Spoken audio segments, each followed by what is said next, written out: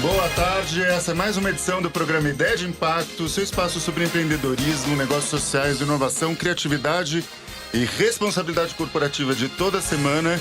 Nesse dia de primavera absolutamente esquisito em São Paulo, friozinho, meu nome é Antônio Carlos Albuquerque, seu apresentador e fundador da Ideia de Impacto, uma empresa e uma agência criada para transformar ideias, ações, projetos, negócios em soluções de impacto positivo na vida das pessoas e das organizações. Segundona, mas vamos falar sobre um assunto e um mercado com enorme potencial no Brasil e de certa forma ainda pouco explorado e aproveitado, que é o turismo, mas não qualquer turismo, o turismo convencional, o turismo de experiência e especialmente o turismo focado nas comunidades tradicionais. E hoje estou com uma convidada super especial, Liliane Jacinto, que vai falar um pouco sobre o projeto da Plana Turismo. Você sabe que você pode ver o programa ao vivo toda segunda-feira, 1h da tarde, e também rever os programas que acontecem sexta-feira às 16 horas, sábado às 19 domingo às 11 horas da manhã, aqui pela Rádio Geek, tudo através do site www.radiogeek.com.br. Também não deixa de acompanhar a Rádio Geek e a sua programação nas redes sociais, no Insta, no Facebook e no Twitter, no @RádioGeekBR. Esse e todos os programas também estão no canal do YouTube da Ideia de Impacto. Entra lá, faz uma busca, assiste, dá aquele like, compartilha suas dúvidas, seus desejos de conteúdo, suas crises existenciais. Não esquece de interagir com a gente, porque vocês sabem que este programa é uma plataforma de conteúdo e está a serviço de vocês. Bom, vamos começar do começo. Deixar a minha convidada se apresentar, contar quem ela é, e a gente vai bater um papo aí sobre o projeto e sobre o turismo.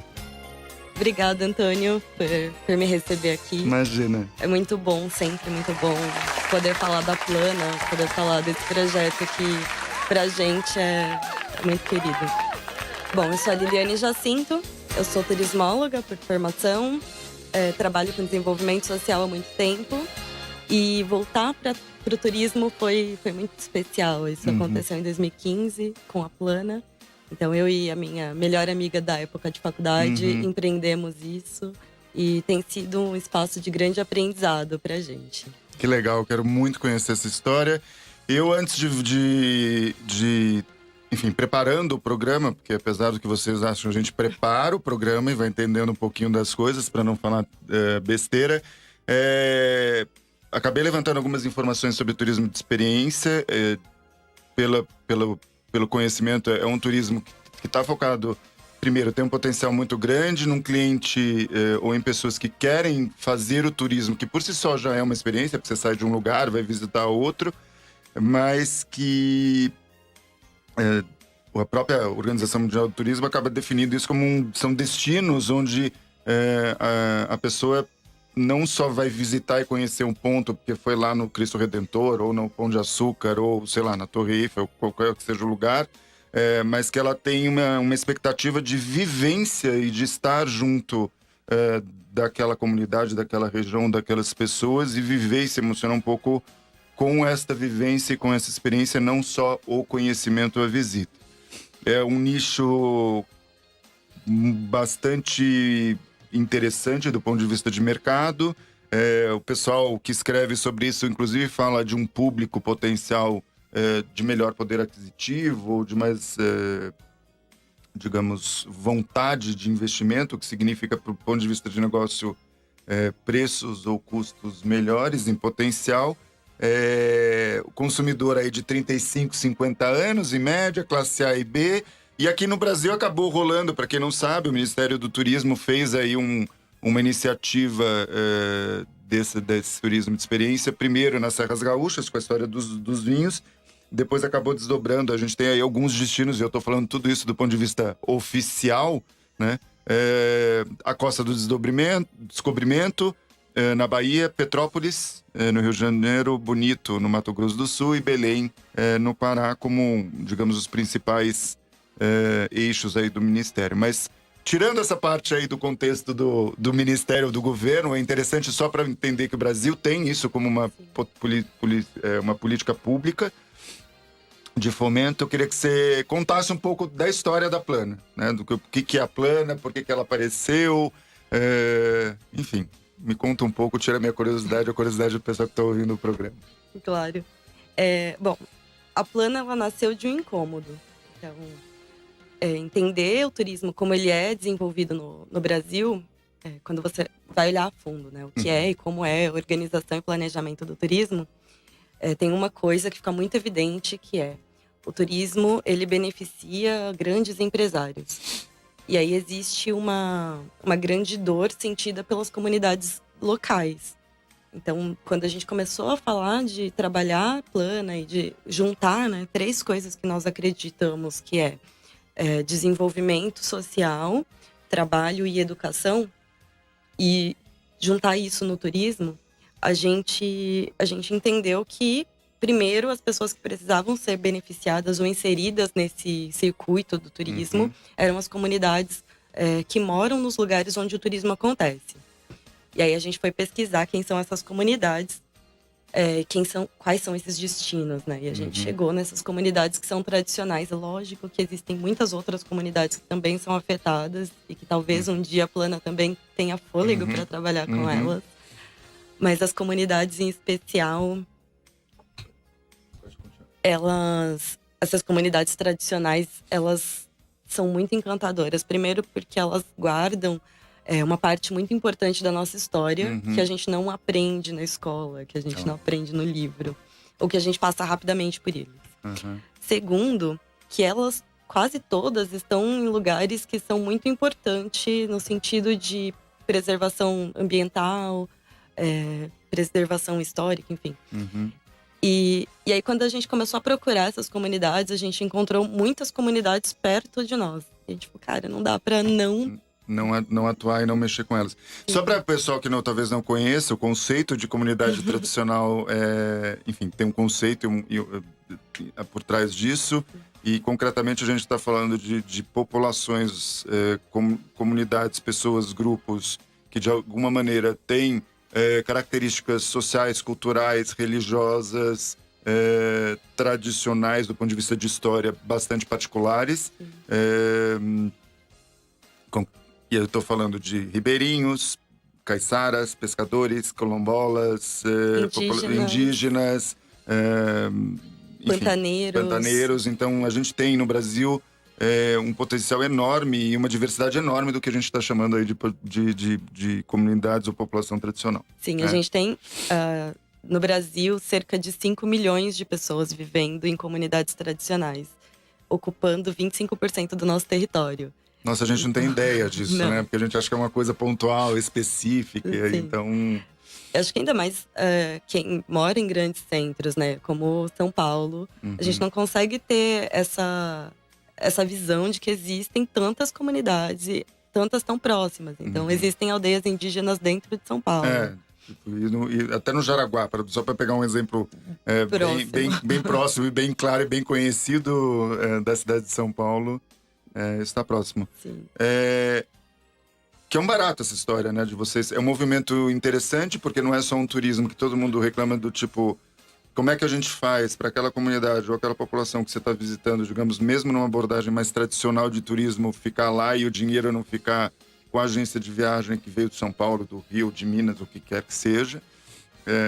E ao mesmo tempo também gerar algum tipo de impacto positivo na vida daquelas pessoas, do ponto de vista de não só de ganho de dinheiro, mas de acesso e manutenção e conhecimento e transmissão dessas culturas, desse conhecimento, que é muito legal. E aí, que comunidades vocês começaram a... Então, a ideia da Plana é basicamente isso, pegar essa comunidade, ver o potencial que ela tem do ponto de vista de cultura, de história, de saber, etc., preparar isso para o turismo.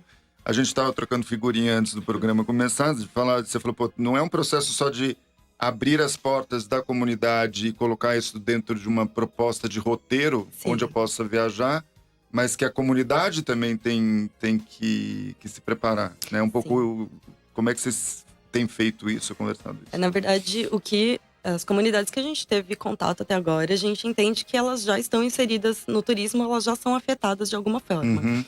Então, por exemplo, o quilombo que nós temos trabalhado ao longo desse último 1 ano e meio, ele fica em Ubatuba.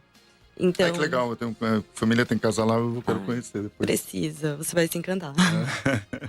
E eles já sofreram com a chegada do turismo. Então, a partir de, acho que foi 75, 8, que a Rio Santos foi aberta, Uhum. mudou totalmente a estrutura da cidade. Então, agora a cidade está aberta aos turistas, aos especuladores imobiliários e tudo mais. Então, as comunidades que ficavam muito próximas da praia, elas foram empurradas pro morro. Sertão, pro morro, Porque agora a praia é do turismo. Então, elas já sofrem os efeitos do turismo, mas elas também vivem, de certa forma, do turismo. Porque elas vendem coisas na praia, cuidam do estacionamento. E a proposta da Plana é trazer uma outra opção de ganhos com o turismo, além desses que são óbvios. E trabalhar também a questão do empoderamento cultural dessa comunidade. Então, uma vez que, quando a gente chegou, né, nosso primeiro contato, esse quilombo, que é o Quilombo da Fazenda, eles têm uma roda de farinha do século XIX. Então, a primeira coisa que eles trouxeram e apresentaram pra gente foi essa roda. Então, olha, este é o nosso ponto turístico. E aí o nosso processo de cocriação com eles de vivência foi um pouco de entender. Ok, temos essa roda que é incrível, a gente gosta muito de ver a roda funcionando, a farinha sendo feita, e muito legal levar o turista para fazer e para participar desse processo. Mas além disso, quais são as coisas que são tão óbvias no dia a dia que vocês sabem? Quais são esses saberes que foram transmitidos de pai para filho e que podem virar, sim, um produto turístico? E aí, quando a gente fala turismo de experiência, a gente está falando disso também. Então, por exemplo, as histórias de terror que o seu Zé conta, isso a gente consegue fazer umas rodas de conversas fantásticas e as pessoas adoram e elas querem ouvir essas histórias que ele tem para contar. A bioconstrução, então a gente já fez algumas vivências que a galera foi pisar no barro e construir uma casa. Então, esses saberes… São técnicas e saberes que fazem parte do cotidiano e da história deles, que não necessariamente tinham uma percepção, um entendimento, até o entendimento deles, de que aquilo pudesse ser um produto e uma vivência, né? Sim, e que você pode precificar isso. Então, a mesma coisa com o artesanato, que pra gente é o mais óbvio. Eu posso fazer esse cesto e te vender por R$10, por R$100. Mas eu posso te ensinar a fazer esse cesto e fazer uma oficina, que para você vai ser uma experiência muito legal, porque você não faz isso no seu dia a dia. Claro. E isso tem um valor maior do que os R$100. Isso pode ser feito para mais pessoas. Tem as trocas e tem o processo de autoestima, da escuta. De enquanto você está tecendo aquilo, você conta quem é você e qual é a sua história. Então, tem um processo de autoestima gerado nesse acontecimento. Então, a Plana, ela tem esse papel. Então, de um lado, a gente está ensinando e mostrando o que dá para ser feito. Ensinando é uma palavra muito feia, a gente não está ensinando nada, a gente está aprendendo com eles. Tô aprendendo também, mas enfim, de alguma maneira tentar juntos desenhar aí um processo interessante de como tocar as coisas, como fazer as coisas, né? A gente chama esse processo de cocriação. Então a gente facilita o processo e eles fazem com a gente. Então a gente aprendeu muito nesse último tempo, nesses últimos anos, assim, com eles.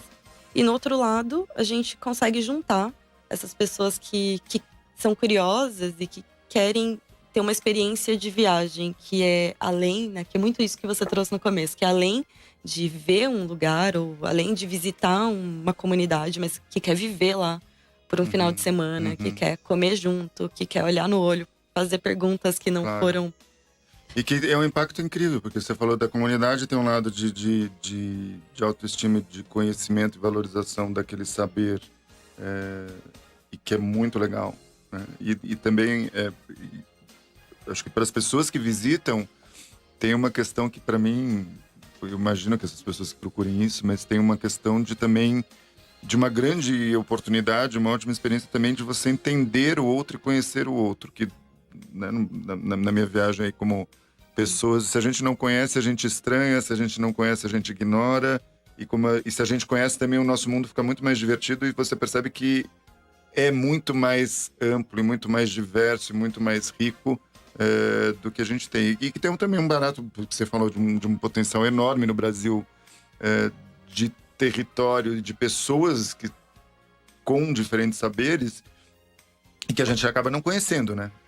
O brasileiro conhece muito pouco do seu país, conhece muito pouco da sua história e isso é um caminho. Vocês acabam também trabalhando a questão de, vou chamar aqui de gestão ou de organização, porque tem uma preparação para receber as pessoas, tem uma preparação não só de receber pelo ato de receber, passar o final de semana, mas também de gerenciar esse processo, né? De organizar esse processo, seja por gestão de dinheiro ou de... vamos montar vou chamar de oficina de cestaria, mas como fazer isso? Qual a estrutura? Tem um pouco esse papel também de vocês? Ou eles acabam fazendo isso... As comunidades acabam se organizando com isso? Me conta um pouco essa história. Existe dentro dessa proposta de turismo de experiência o turismo de base comunitária, que é quando o turismo ele é gerido pela comunidade. Tá. Então, quando a gente começou lá atrás a pensar em como entrar nessas comunidades, como falar de turismo dentro dessas comunidades, a gente tinha esse olhar de ensinar a fazer gestão. E na primeira conversa que a gente teve, isso foi assim destruído, caiu por terra, porque é muito colonizador, né? Você entrar num lugar e querer ensinar essa pessoa a fazer gestão. E aí a gente entendeu que eles já estavam cansados disso. Todas essas comunidades, elas recebem coisas que elas não precisam, projetos que elas não pediram. E aí quando a gente… perguntar primeiro, né? E conversar primeiro. E na verdade, quando a gente fala dessa construção de autoestima, eu acho que tá muito nessa troca. Então, o que você sabe que eu não sei, que né, eu descobri que eu não sei muita coisa. E eu, como mulher negra, e aí mergulhada de repente naquela história, eu falei, gente, também é minha história. Embora eu, né, tenha crescido na cidade, tenha outra história de família, mas também é minha história. Claro, tem uma questão da marca da sua etnia, da história do povo negro no Brasil. Enfim, de como chegou até aqui. Como chegou e o que fez, o que construiu. Como brasileiro, né? Acho que… E aí, acho que tem esse lado, né, de me ensina então o que eu não sei e o que eu posso te trazer do meu mundo. Então, como juntar os dois mundos e a gente tem o melhor de cada mundo. Mas a proposta sempre é fazer essa gestão compartilhada. Então, a gente entende que a parte que a Plana se responsabiliza ou se propõe a fazer é a parte comercial. Então, a gente se propõe a vender as vivências. Operacionalização da vivência acontece dentro das comunidades. E 70% do valor da vivência fica na comunidade. Então, isso é muito legal, porque para eles é muito importante. No Quilombo da Fazenda, a gente mapeou que um mês, uma vivência, né, que acontece em um final de semana, equivale ao que eles conseguem ganhar no verão. Que é Nossa, é coisa… Então, Que ótimo, né? Porque, tipo, do ponto de vista de recursos é super importante, mas tem um aspecto cultural no meio dessa história. Afinal, até agora, quem é que tem… Qual é o público? Quais são as pessoas, empresas, sei lá, grupos, eu não sei quem…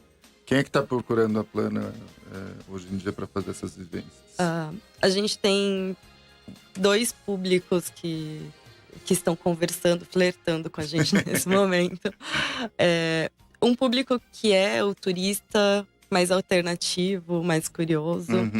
A gente optou por não entrar no mercado com valor muito alto. Acho que existe um mercado para um valor alto, mas existe uma necessidade de que seja acessível. Eu acho que essas histórias, elas precisam ser conhecidas por todo mundo, sabe? É uma escolha de tornar acessível e permitir que as pessoas conheçam isso. Sim, e tem um valor muito grande nisso, porque eu acho que essas pessoas curiosas, elas voltam fazendo coisas. Então, elas multiplicam ações legais. E elas contam essas histórias. Então, uma parte do público são pessoas de… acho que 25, 50 anos. Majoritariamente mulheres. A maior parte são mulheres. Eu acho um bom sinal isso.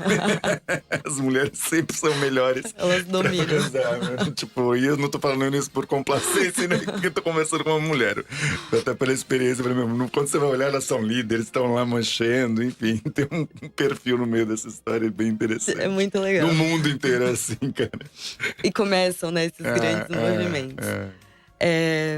E a gente tem olhado e implementado um projeto para, a partir do ano que vem, vender essas vivências como estudo do meio para as escolas. Ah, que legal. Então, isso pra gente é muito importante, porque é uma forma de você trazer umas discussões para dentro da sala de aula Fundamental. que talvez não teriam nunca condição de não. existir. Quem dera eu, quando estudei no século XIX, praticamente, se eu tivesse tido essas experiências, porque no fim acabava indo, sei lá, eu pro rancho X ou pra excursão Y. E olha que eu estudei numa escola com uma visão bem, digamos, moderna, assim. Mas é bem interessante. Essas possibilidades, né, de aproximar eu acho que os mundos. É isso, essa é uma ótima palavra. Aproximar mundos e descobrir que o meu mundo é bem… o nosso mundo, na verdade, é muito maior do que a gente imagina. Quais são os desafios aí, as coisas que vocês têm pontuado? Eu imagino que sejam alguns, né? Mas tem aprendizados que você já mencionou, mas enfim… O que é? Porque no fim é uma empresa que foi pensada e criada com um propósito, ou com vários propósitos de geração de impacto, de mudança, de uma proposta de inovação e de nova visão para um setor chave para o Brasil, e que eu tenho chiliques, porque eu acho que é super pouco explorado do ponto de vista potencial que o país tem, que o tamanho que a gente tem é ridículo. Quando eu tenho amigos espanhóis, assim, eu falo, gente, não é possível, porque devia ser um ministério e um programa e ações absurdamente fortes no país para poder gerar recursos. E a gente vai na contramão, né? Então, ao invés de preservar, a gente elimina. Não, é uma coisa surreal, assim. Então, que tipo de desafio, as coisas que vocês estão enfrentando, e eu queria também um pouco a visão de futuro aí desse caminho, porque é uma empresa, é um negócio que gera esse impacto, mas é um negócio, ele precisa crescer, se desenvolver, enfim, os idealizadores, os executores ganham dinheiro, que tá tudo bem, faz parte do mundo da história, e gerar um impacto. Então, acho que é importante entender, né, que um negócio de impacto, ele precisa gerar dinheiro para viver, e enfim, dinheiro não é mal, né? Pelo contrário, é ótimo. É fundamental, né, para todo mundo. Quanto mais dinheiro, mais impacto. Bom, acho que a gente teve até aqui, né, o grande desafio foi conseguir entender esses tempos de desenvolvimento. Como a gente começou numa comunidade que a gente se voluntariou, né? A gente chegou lá e se apresentou e eles toparam. O tempo de engajamento foi muito grande. Então, a gente sofreu um pouquinho para entender quais são esses tempos. Esse primeiro 3 ciclos demoraram mais tempo do que a gente acredita que demore nas outras comunidades. Hoje a gente tem esse desafio de levar isso para as escolas, porque a recorrência eu acho que é importante no sentido de sustentabilidade financeira. E isso pode vir com essas parcerias. Acho que é principalmente isso. E no nosso desafio de como ser empreendedora dentro desse processo. Né? Então, a gente se enxergar como empresárias, a gente conseguir ser disciplinadas dentro do processo. Então, existem ainda muitos caminhos sendo construídos ao mesmo tempo. Então, tanto nós, no papel de mulheres que estão empreendendo, quanto do negócio mesmo. Então, a gente acredita que as próximas comunidades, elas dão pra gente fôlego, né? Então, entendi.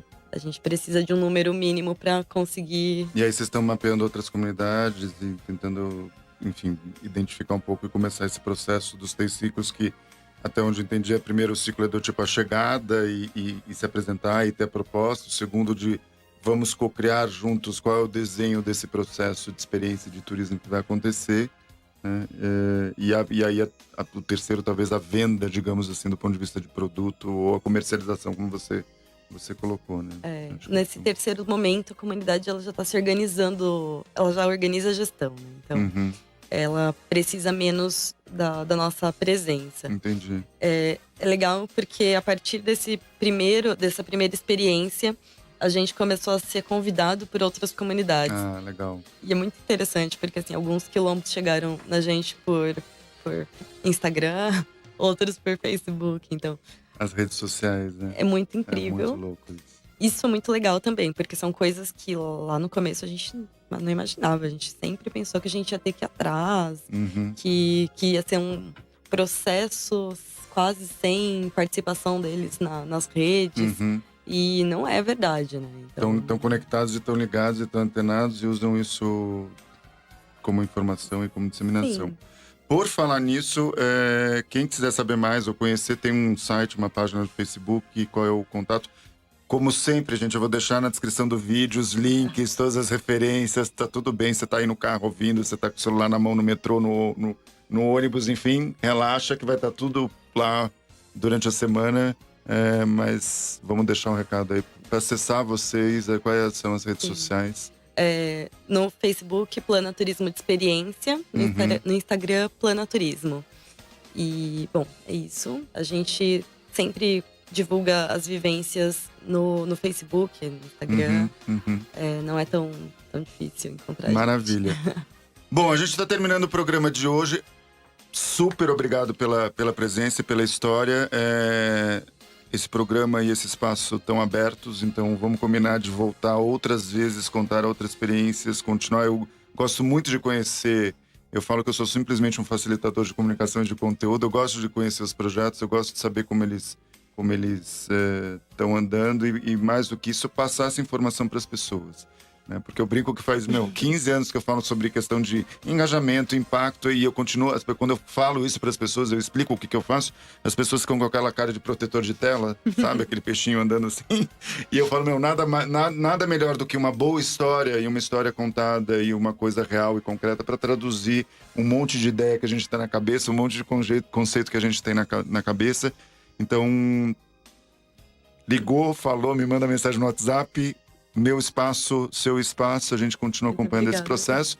E, obviamente, vou te apurrinhar, porque sabendo que é no Litoral Norte, eu quero descobrir onde é essa comunidade que eu não conheço. Eu te aproveitar. Pra com certeza. Vivência. Eu vou estar lá no final do ano, a gente troca essa figurinha. Sério. Pessoal, é o seguinte, acompanhem então o programa. Vocês podem ver o programa na plataforma da Rádio Geek, no www.radiogeekbr.com.br. Nas redes sociais da Rádio Geek, @RádioGeekBR, e também, logo mais, nos próximos dias, no canal do YouTube da Ideia de Impacto. A gente se encontra na próxima semana com mais uma conversa e mais uma entrevista, e vem muita coisa por aí. Fica ligado, até semana que vem. Um abração!